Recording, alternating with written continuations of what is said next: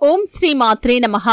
మే 23వ తేదీన రాబోతున్నటువంటి బుద్ధ పౌర్ణమిలోపు అదృష్టం ఉన్నవారు మాత్రమే ఈ వీడియో చూస్తారు, ఈ కథ వింటారు. ఈ వీడియో మీకు కనిపిస్తే కనుక ఎండింగ్ వరకు స్కిప్ చేయకుండా చూడండి. ఇక మీ ఇంట్లో అన్నీ శుభాలే.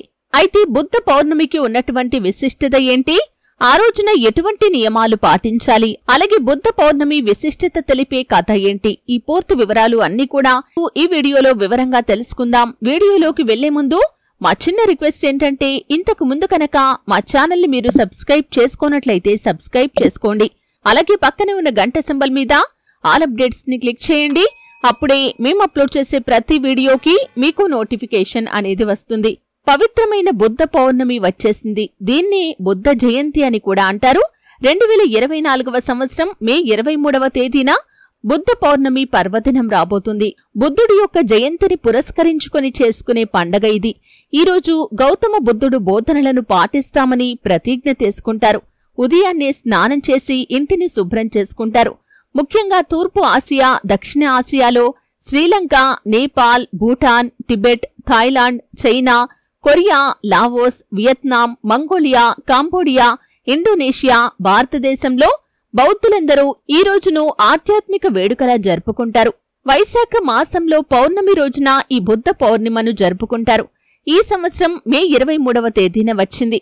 బుద్ధుడి జనన మరణాలకు సంబంధించి ఖచ్చితమైన తేదీలు చెప్పలేరు, కానీ పూర్వీకులు అతని జీవితకాలం క్రీస్తుపూర్వం 563 నుండి 483 అని చెబుతూ ఉంటారు.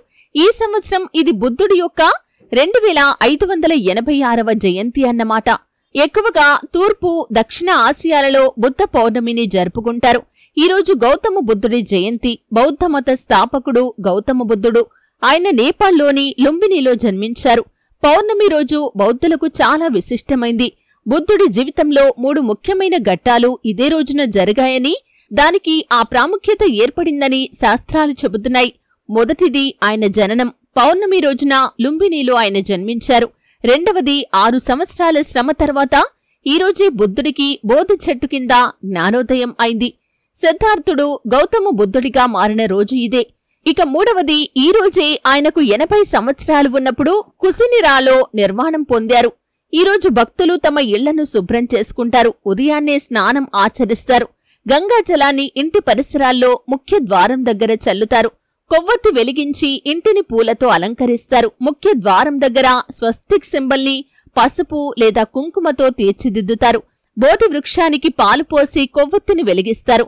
పేద ప్రజలకు, అవసరం ఉన్నవారికి ఈరోజు బట్టలు, ఆహారం కూడా దానం చేస్తారు. ఈ విధంగా బుద్ధ పౌర్ణమికి చాలా విశిష్టత ఉంది. అయితే బుద్ధుడి యొక్క గొప్పతనాన్ని తెలిపే ఒక కథ గురించి కూడా మనం ఇప్పుడు తెలుసుకుందాం. ఒకరోజు గౌతమ బుద్ధుడు శిష్యుల ముందు ఉపన్యసిస్తున్నాడు. వీటిని వినటానికి ఒక వ్యక్తి ప్రతిరోజు అక్కడికి వచ్చేవాడు. బుద్ధుడు తన ప్రసంగాలలో దురాశ, అహంకారం, ద్వేషం మొదలైన వాటిని విడిచిపెట్టటం గురించి చెబుతూ ఉండేవాడు. ఒకరోజు ఆ వ్యక్తి గౌతమ బుద్ధుని దగ్గరికి వచ్చి, అయ్యా, నేను గత నెల రోజులుగా మీ ప్రసంగాలను క్రమం తప్పకుండా వింటున్నాను. అయితే అవి నాపై ఎలాంటి ప్రభావాన్ని చూపలేదు. నాలో ఏదైనా లోపం ఉందా, లేదా దానికి కారణం వేరే ఏదైనా ఉందా అని అడిగాడు. అప్పుడు బుద్ధుడు ఆ వ్యక్తిని ఇలా అడిగాడు, నువ్వు ఎక్కడ నివసిస్తున్నావు అని. అతను ఇలా జవాబిచ్చాడు, శ్రావస్తి అని. బుద్ధుడు మళ్లీ అడిగాడు, నువ్వు మీ గ్రామమైన శ్రావస్తికి ఎలా వెళ్లావు అని. దానికి ఆ వ్యక్తి, నేను కొన్నిసార్లు ఎడ్లబండిలో, కొన్నిసార్లు గుర్రంపైన వెళ్తానని ఆ వ్యక్తి చెప్పాడు. తిరిగి బుద్ధుడు, మీ గ్రామానికి వెళ్లటానికి ఎంత సమయం పడుతుంది అని అడిగాడు. దానికి ఆ వ్యక్తి ఏదో లెక్కపెట్టి సమయాన్ని చెప్పాడు. వెంటనే బుద్ధుడు, ఇప్పుడు ఇక్కడ కూర్చుంటూనే మీరు శ్రావస్తికి చేరుకోగలరా అని అడిగాడు.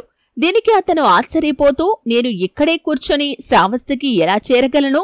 అక్కడికి చేరుకోవాలంటే నేను కనీసం నడవాలి, లేదా ఏదైనా వాహనం సహాయం తీసుకోవాలి అని అన్నాడు. వెంటనే బుద్ధుడు ఇలా అన్నాడు, ఎవరైనా ప్రయత్నపూర్వకంగా కనీసం కాలి నడకతో అయినా వారి గమ్యాన్ని చేరుకోగలరని మీరు ఖచ్చితంగా చెబుతున్నారు. ఈ విధంగా గమ్యాన్ని చేరుకునే మార్గాలను జీవితంలో అనుసరించాలి, అందుకు తగ్గట్టుగా ప్రవర్తించాలి అని అన్నాడు. బుద్ధుడి ఈ మాటలు విన్న వ్యక్తి, ఇప్పుడు నా తప్పేమిటో నాకు అర్థమైంది. మీరు చూపిన బాటలో ఈ రోజు నుండే నడుస్తాను అని అన్నాడు. బుద్ధుడు ఆ వ్యక్తిని ఆశీర్వదించాడు.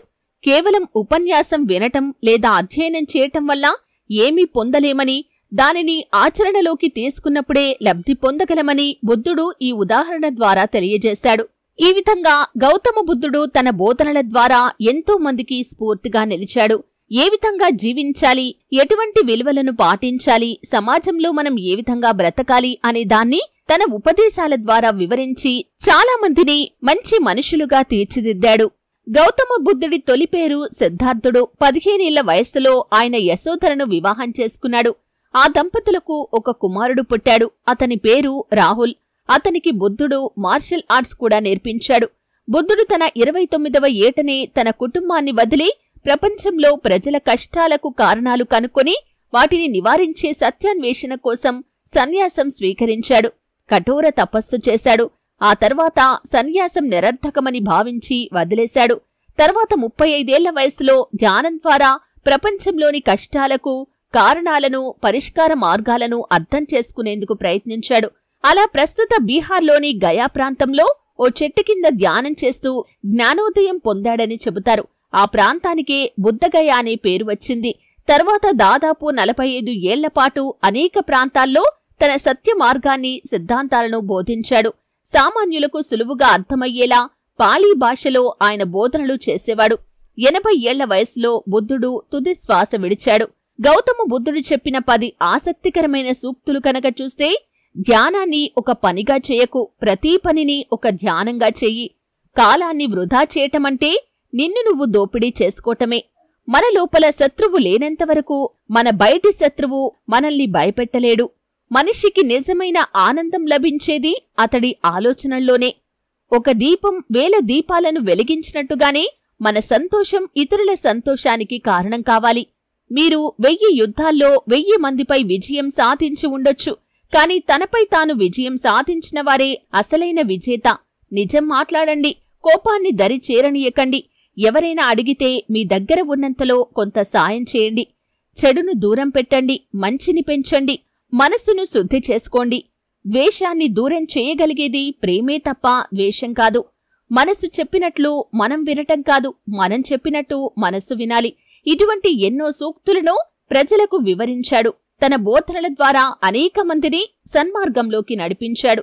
చూశారు కదండి, బుద్ధ పౌర్ణమికి ఉన్నటువంటి విశిష్టత ఏంటి? గౌతమ బుద్ధుడి యొక్క బోధనలు ఎలా ఉండేవి? గౌతమ బుద్ధుడు ఏ విధంగా జ్ఞానోదయం పొందాడు? అలాగే బుద్ధ పౌర్ణమిని ఏ విధంగా జరుపుకుంటారు? ఆ రోజు ఎటువంటి నియమాలు పాటించాలి? ఈ పూర్తి వివరాలు తెలుసుకున్నారు. వీడియో నచ్చితే ఖచ్చితంగా లైక్ చేయండి.